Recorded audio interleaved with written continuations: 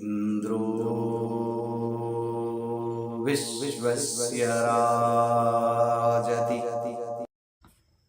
उमासहस्रम् तृतीयः स्तबकः तनुमध्यावृत्तम् सशरीरायाश्च साधनम् शुभ्रस्मितलेशो मातुर्मरुतान्नः अन्तस्निमिराणामन्तं विदधातु आद्यौ भुवनानां माता पितरौ तौ देवासुरमर्त्यैर्वन्द्यावविनिन्द्यौ ब्रूते पृथगेकस्तौ विग्रहवन्तौ आहैकशरीरं द्वन्द्वं कविरन्यः शक्तिं तनुशून्यामीशं च पुमांसं भक्तिप्रमदायां सन्देहयुतोऽन्यः ईशं च तमेके सन्मात्रमुशन्ति ब्रह्मैकमथान्ये गायन्ति न शक्तिम् केचित्तनुहीनं प्रज्ञायुतमीशं शक्तिं विदुरस्य प्रज्ञामविकुण्ठाम् उक्तं ददतस्तैः केचित् पुनराहुः मायातनुबन्धं नाथस्य न शक्तेः नित्यं सशरीरौ येषां पितरौ तौ एकोऽप्यथवा तान् प्रत्यागनिसर्गः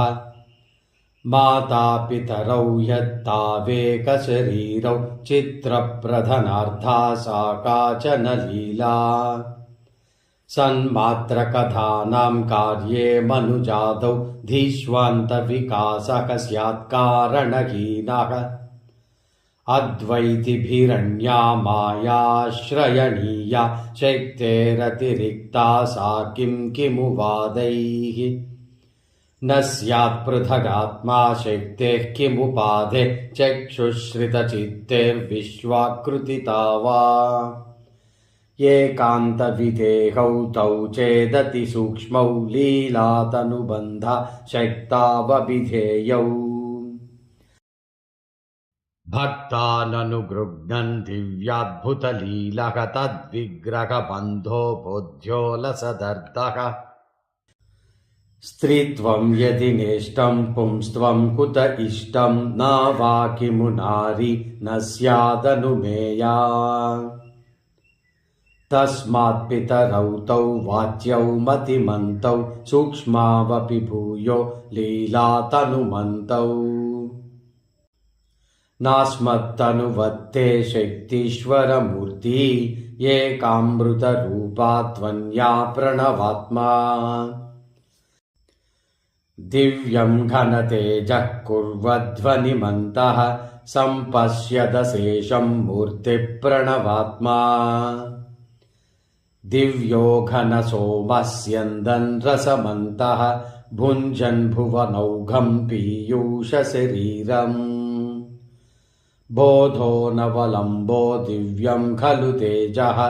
मोदः परिशुद्धो दिव्यः खलु सोमः सोमांसमहोंसौ यातो घनभावं पित्रोद्भुवनानां सङ्कल्पमहिम्ना आराधयसि तं चिन्मयकायम् आनन्दमयाङ्गी त्वं देवि किलेयम् दिव्यं तव कायं दिव्ये तव वस्त्रे दिव्यानि तवाम्बस्वर्णाभरणानि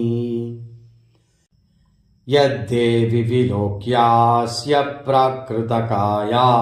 युक्तिः समतीता सेयं तव माया नव्यास्तनुमध्याः प्रत्नां तनुमध्यां विद्वत्सदसीमाः सम्यक् प्रथयन्तु इति तृतीयः स्तबकः। इन्द्रो विश्वस्य राजति